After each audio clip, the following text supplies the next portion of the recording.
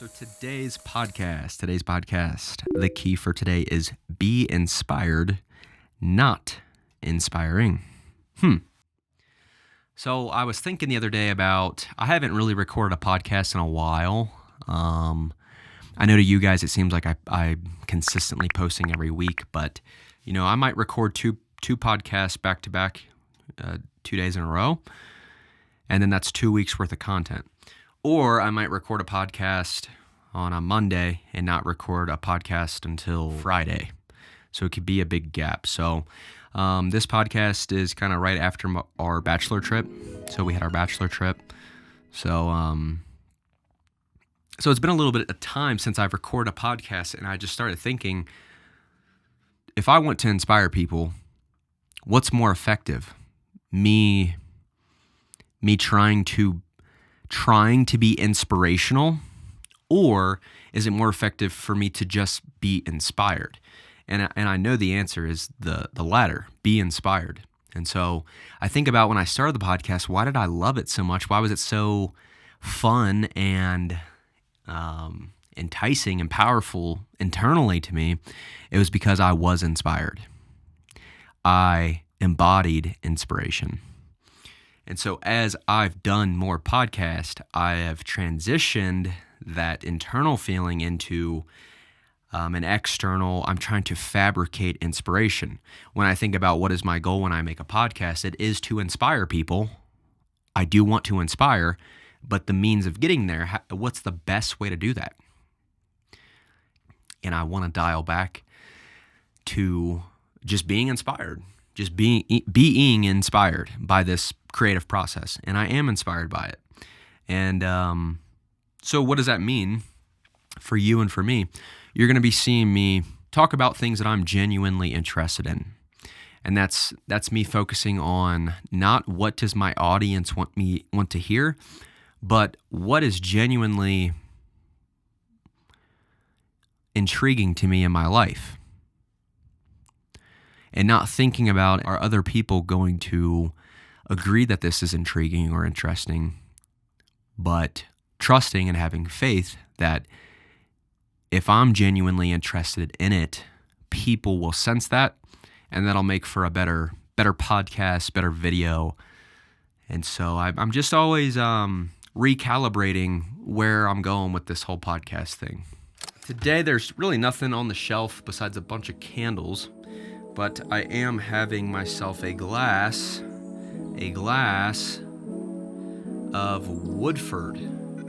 Boom. And shout out Corey again for buying the Woodford and then not drinking any of it on the batch trip, drinking many of other drinks, and then leaving the entire bottle of Woodford that he bought for the trip, but he didn't touch. Anyways, so shout out you, Corey. I love you, man.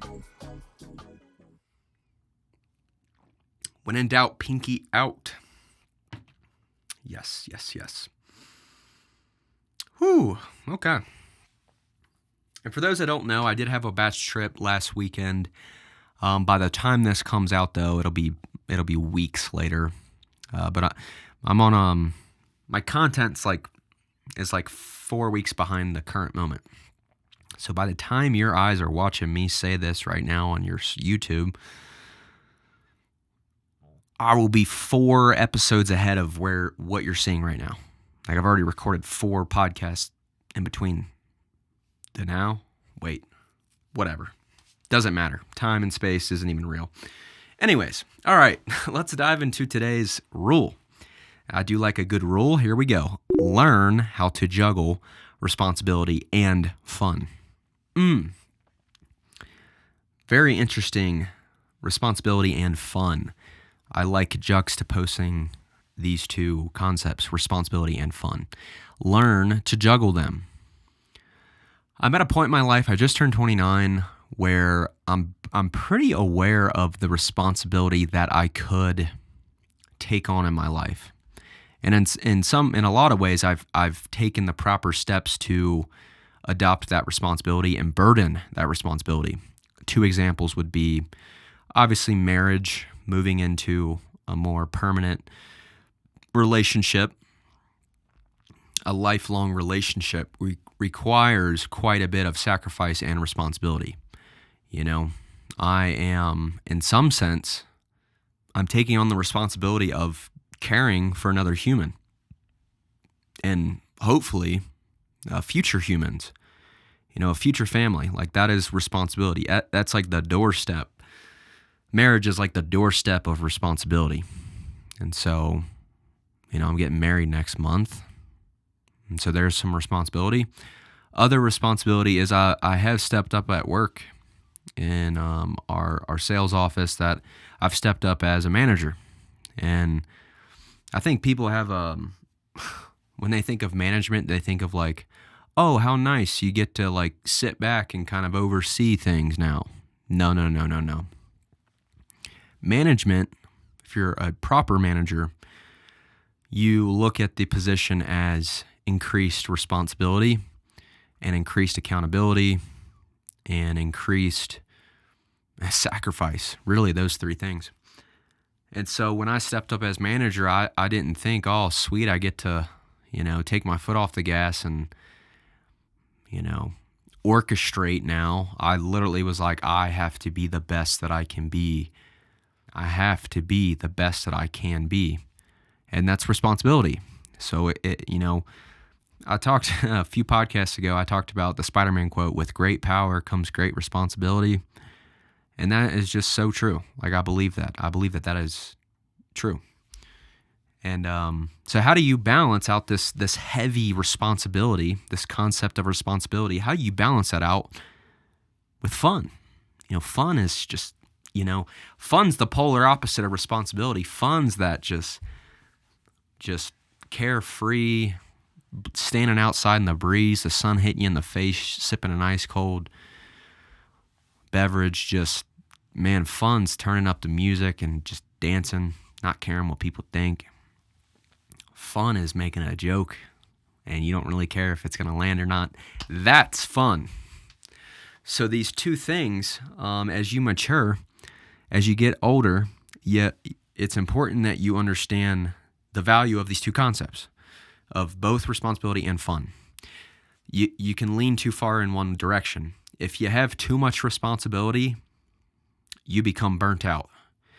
You get stuck in your dutiful ways. You lose sight of creativity because you're too you're burdened by your responsibility. Responsibility can weigh you down, and it can be a heavy weight that rests on your shoulders. And that can make you feel slow. That can make you feel clunky. That can make you feel out of touch with your essence as a human. Too much of this crippling responsibility. And on the other end, fun's great, but that can go too far. You can have too much fun. And it's easy to kind of conceptualize what too much fun looks like. Too much disregard for the rules that are in place, implicit or explicit rules.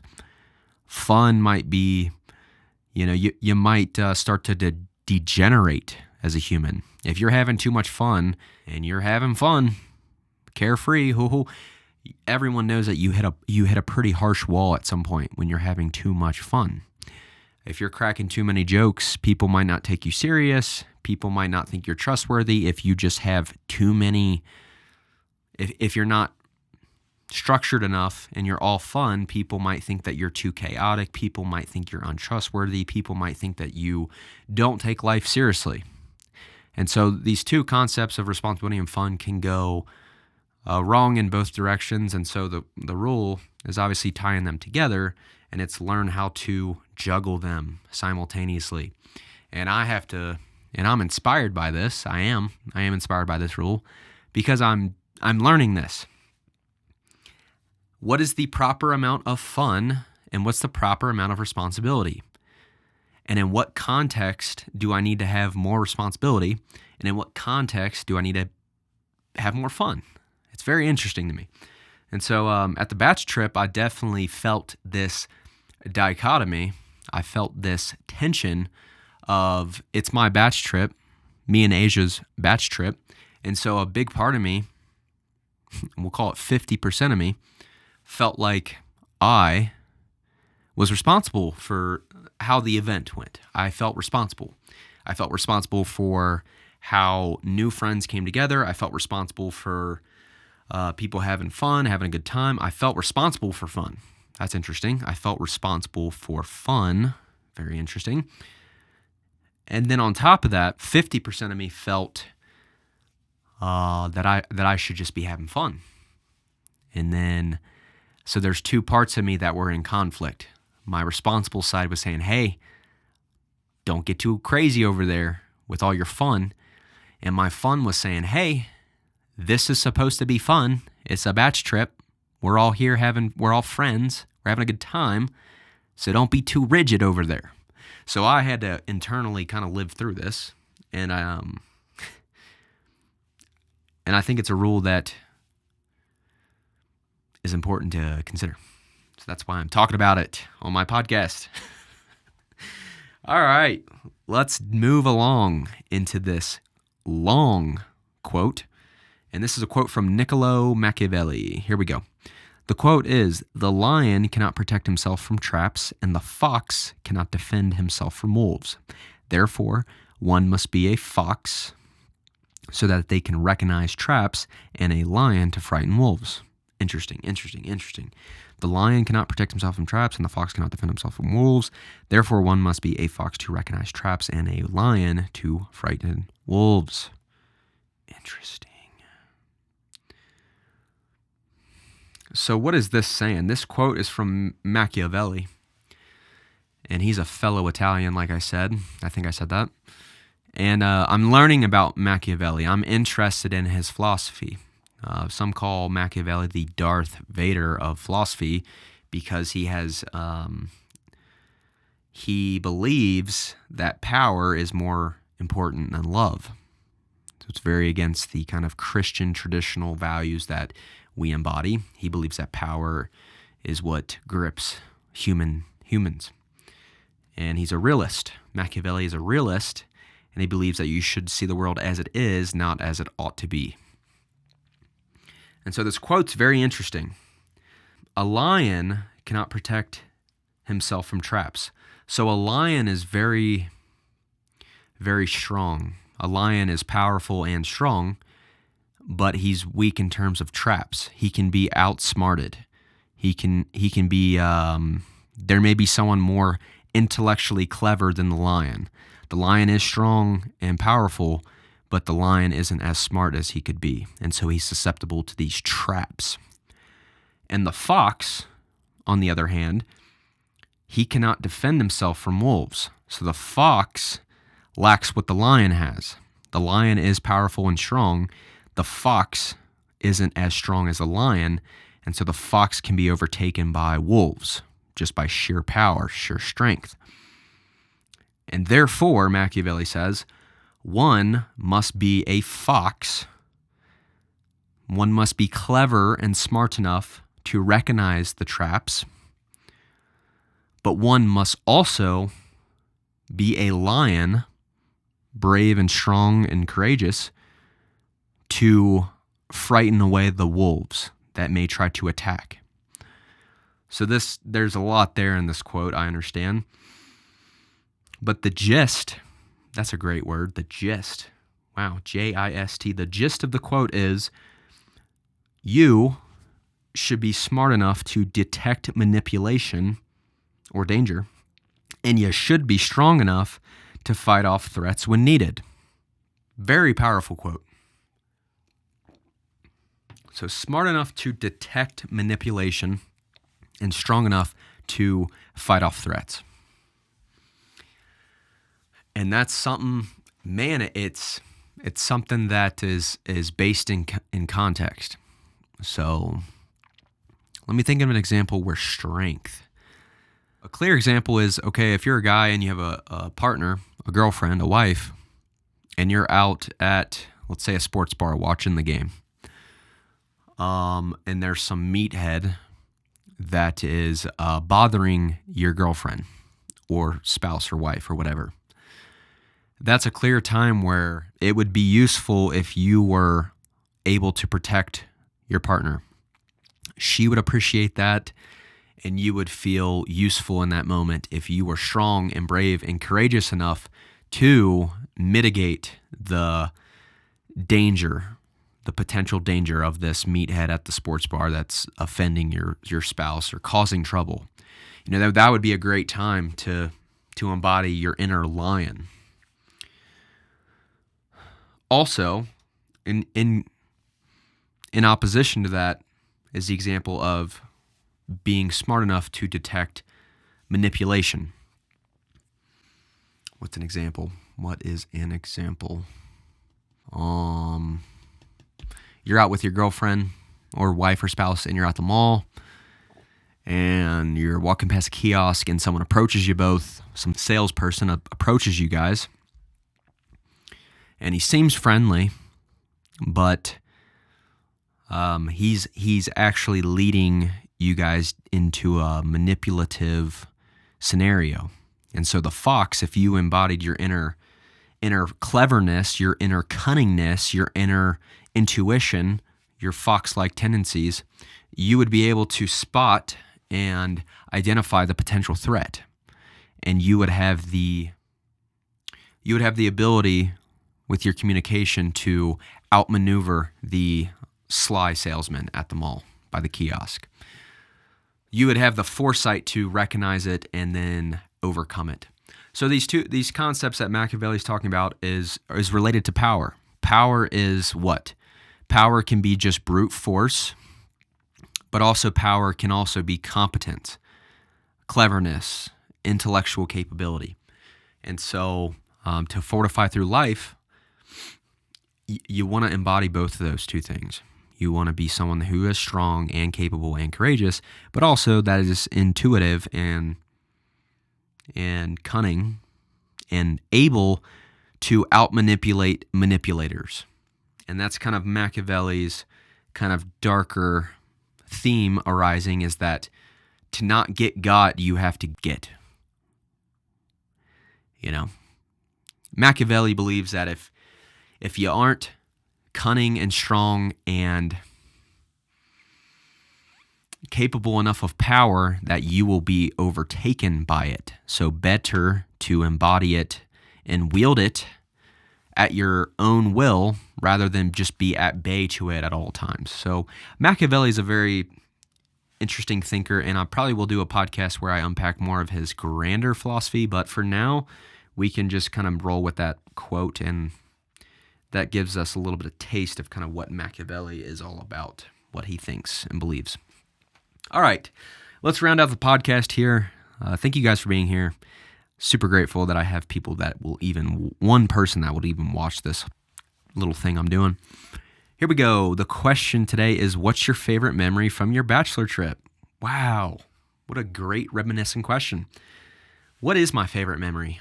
What's some of my favorite memories from our batch trip? Or for those that don't know, me and Age had a joint batch trip with all of our good friends. We went to Grand Lake, Colorado. We had a cabin for a couple nights, and it was special just to have all of my entire fabric of friendship meet her entire fabric of friendship. That was really cool to me. It was kind of chaotic at times. I did feel like there was so many differing social dynamics that I was a little overwhelmed at times, but for the most part, I enjoyed it. Wow, I had a great time, and I cherish every single moment, and I look back so fondly on the whole trip. And so what's some of my favorite memories? Well, one of the first one that pops to my mind is we had all just walked down to the lake. We were right by Grand Lake. It was actually called, what was it called? Shadow Mountain Lake, I want to say. But we walked down to the lake and we did a polar plunge, and everyone took turns getting in the water, and it was a beautiful view, great view, and just getting in the ice cold Rocky Mountain water.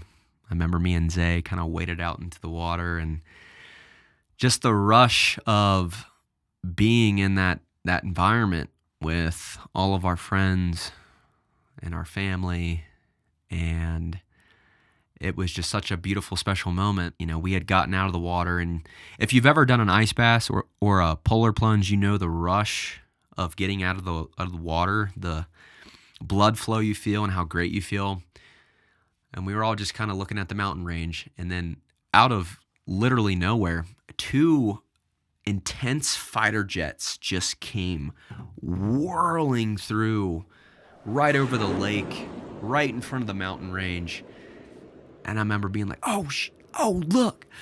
And gosh, I just remember those jets just completely horizontal, just flying, the sound of it, the visceral sensation of, whoa, we're really out here in Colorado. We live here. And then on top of that, it was like we're on the batch trip and all my close homies are here. And this is just incredible that we get to experience this moment. It just pulled me into that moment, because when you're seeing like a plane or something pass you by, it's there for a moment. It brings you right into the current moment. It's going to be gone in about 5 seconds. So take it in. I love that that planes and flying objects can pull you into the moment, because they're going to be here 1 second, gone the next. So I like that moment. And then some of my other favorite memories about the batch trip, and this might sound a little strange, but it was actually just being in like physically close to so many people I love. By physically, I just mean like the fact that I could just lean over and put my hand on a friend's shoulder and just give them a little love squeeze and say, dude, I'm so glad you're here for me in Asia. And then I could just feel them, like the physical touch, like man, so much of my time in Colorado I've loved, but there's been moments where I get lonely, like physically lonely. Is that weird to say? But just the fact I had my homies there and I could just love on them.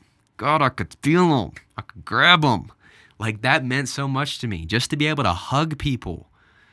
Just to be able to put my arm around them and just, I couldn't think of a more clear, direct way to show people that I love them. You know, I was a little socially overstimulated because it was so many people, and I'm kind of an introvert. And the easiest way for me to show love to people was to just physically touch them. Like, literally put my arm around them. Hug them. Golly. And it's like it took no social energy to do that. It was physical touch, and I liked that. And I've never really been in a scenario where that was like so important to me. So that was unique and illuminating to me on my own batch trip. And then just kind of my last favorite memory, it was just seeing my friends enjoy the beauty of Colorado and me realizing that I have the power to bring people together. So just seeing my friends like enjoy the things that have inspired me so much, getting to see them in that context was very meaningful to me. And just realizing that I have the power to bring people together. And that's kind of a beautiful thing that I've never felt before. And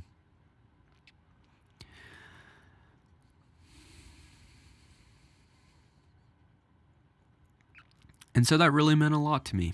That did mean a lot to me. Yep. So I had a really good time on the batch trip, and I'm really grateful. And as soon as it was over, I missed it. But yeah.